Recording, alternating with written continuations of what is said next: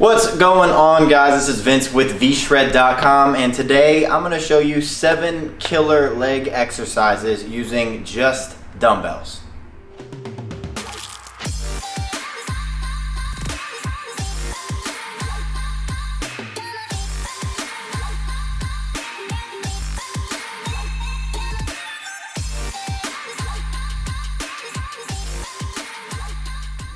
Alright, so like I said, I'm going to run you through 7 different leg exercises that I personally really like using only dumbbells, so that no matter where you are, if you're at a hotel, you're on the road, maybe you're at a home gym and you only have dumbbells, or you don't even have dumbbells, you can order dumbbells for like 20, 30, 40 bucks, and you can do all 7 of these leg exercises. It's going to target all the different muscles in your legs.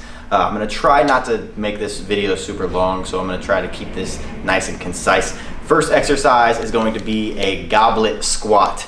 If you don't know what a goblet squat is, what you're going to do is actually hold this weight out in front of your body. So it's very similar to a front squat when you're holding the bar right in front of your neck. So you're going to be holding the dumbbell right here. You're going to stagger your feet a little more than usual, and you're going to slightly point your toes outward. From here, what you're going to do is drive your knees outward while dropping your butt back. And you want to make sure that you're keeping most of your weight on your heels. So it's going to look, and also you want to make sure that you're keeping your back straight up and down. So drive those knees outwards, drop back on your butt, keeping your back straight up and down as much as possible. Keep that core tight, drive up through your heels, squeeze through your butt.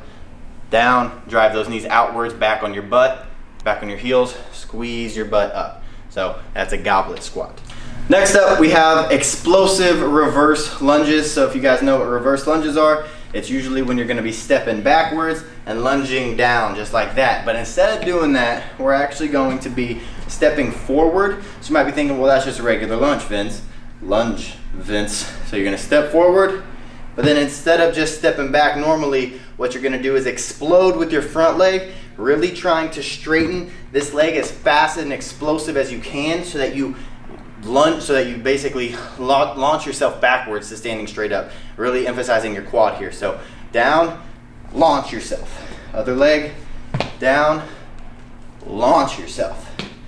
Down, launch yourself. And you want to make sure that you're not putting too much emphasis up here on your toe, because if you go too much emphasis on your toe, you're going to be putting a lot of bad, unnecessary pressure on your knee. So when you go down, make sure you're trying to put even amount of weight between the balls of your feet and your heel. That way you're going to be working the right, not going to be hurting your knees actually. So there, launch back, down, launch up, just like that.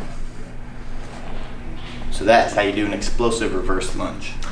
All right, next exercise is a stiff leg deadlift. So most of us know what deadlifts are. It's usually when your feet are just about shoulder width apart, you go down and you deadlift up. Stiff leg deadlift, what you're gonna do is you're gonna bring your feet a little bit farther together, closer together, and your toes are not gonna be as much pointed outwards. They're gonna be more so straight. And then the emphasis here is to not bend your knees as much as you would with a regular deadlift. I also like to start with the dumbbells on the ground. That way I can get into a nice starting position. Main emphasis here is driving your butt backwards and feeling a nice stretch down the back of your legs. So getting into position right here, legs close, feet close together, drive your butt backwards. I already feel the stretch, grabbing the dumbbells, and then my starting position is actually gonna be right here. My starting position is not down here, because from here to here, that is not legs, that is my back. Don't do this. Start right here. From here, you're going to drive your hips forward, squeezing your glutes and your hamstrings. Drive your hips backward. Stopping right there. Drive your hips forward, squeezing your glutes and your hamstrings, keeping all of your pressure on your feet and your heels, squeezing through your glutes. Driving your hips backwards, feeling that stretch, driving your glutes forwards. Just like that. All right, next exercise is a bent leg kickback. This one is gonna be great for the glutes and the hamstrings. We all know what kickbacks are. Just get down on all fours, and you usually just take your foot and you kick it back. But instead of straightening your leg like this, what we're gonna do is we're gonna bend it a little more. We're gonna place a dumbbell right there in our knee, the back of our knee, right there. We're gonna squeeze down on that And then from here, we're gonna keep that knee bent and we're gonna drive our heel up like we're trying to come back and touch our lower back with our heel. So there, back up like that. Here, back up like that. Feeling a nice squeeze in your glutes, and you don't wanna bring your knee down and rest here. You wanna keep it contracted, squeeze up, back down. As soon as you're back down, contract again. Just like that. And make sure you do it with both legs. All right, next exercise. I know it's weird, I'm just laying down now, but really this is gonna be kind of the starting position. We're gonna be doing a dumbbell hamstring curl, so I'm sure y'all know what hamstring curls are. Basically, you just load up and you curl up just like that. So you see that dumbbell down by my feet. What I'm gonna do is I'm gonna hook that dumbbell with my feet. And then from here, my starting position is gonna be as low as I can lower it. I'm gonna squeeze up just like that, and I'm gonna go back down, making sure that I'm getting the full stretch of my hamstrings. And then what you wanna really be careful of is when you go up, that you're not just kind of bringing it up right here to where your lower leg is completely perpendicular to the ground, meaning that you're not causing any kind of tension in your hamstrings right here. So you actually wanna stop right about here. You're gonna lower it down just before it touches the ground, getting the stretch up to there and back down. This is gonna be the full range of motion. It's not gonna be very long, but it's gonna work your hamstrings nice and right. All right, next up we have hinge squats. Now the reason these are called hinge squats is because the entire time we're going to be emphasizing a hip hinge, which basically just means when you're doing a squat, you squat down, but the reason that your body's not going back is because you are hinging at the hips. You are bending over. That's a hip hinge right there. When you lean forward, if you're taking a step onto something, you hip hinge forward so that you stay balanced. So what we're gonna do is we're gonna grab a dumbbell right here, and we're gonna get into a squat position, but the first thing that we're gonna do is actually hinge over, just like this. So this is gonna be the starting position with your legs straight. From here, what you're gonna do is stay in that hinged position, but you're going to squat down until your legs are at 90 degrees, and then you're going to straighten your legs back out, keeping that hip hinge. So you wanna stay bent over. So it's gonna look just like this. Making sure that you're keeping all the pressure through the heels of your feet. And when you straighten your legs, you're feeling a nice stretch in the backs of your legs, going down, stretch and pushing through the ground with your heels, just like this. All right, and the final exercise is going to be a dumbbell step up. So I know I said that you only need dumbbells, but you do need something to step up onto. But even if you are working out at home, I don't think this is that crazy to call for. You can get a chair, you can use a couch if you want, you can use a bed if you want, you can use maybe a low bench or something. Just anything. Usually most people have chairs.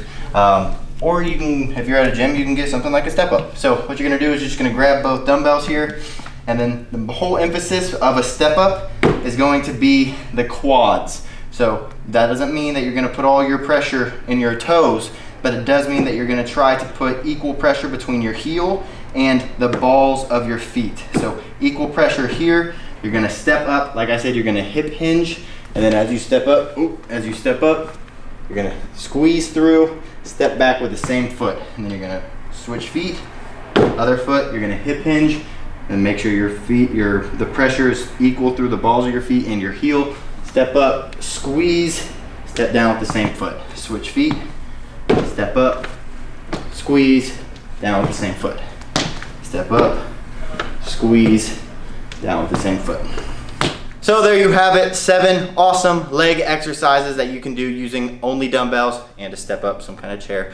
I hope you guys like this video. If you're looking for more videos just like this, where you're learning the different tips and tricks in the gym, you're given different exercises for each body group, you're given a new meal plan every month, a new training plan every month. I do have a membership site, it's called V-Shred University. You're given new updated monthly plans based off of your body type every single month, automated, just for you. Then you're given new content, new Q&As from me, Q&As from our trainers, content for in the gym tricks and the kitchen tricks, new recipes, new supplement advice, whatever you need, it's in there. And what's awesome is that it only costs you $1. Just $1, you find dollars on the ground. That's how much it costs. And you can check that out by clicking the link in the description right below this video.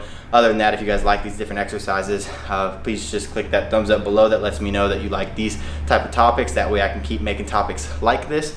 Other than that, if you guys have any comments about the video, questions about the video, about the exercises, or video topics that you guys want me to cover, leave them in the comment section. And then last but not least, make sure you are hitting that subscribe button and the little notification bell right next to the subscribe button. That is equally as important. That way you actually get notified when I post a new video. So thank you guys for watching. Hope you enjoyed it, and I'll see you next time.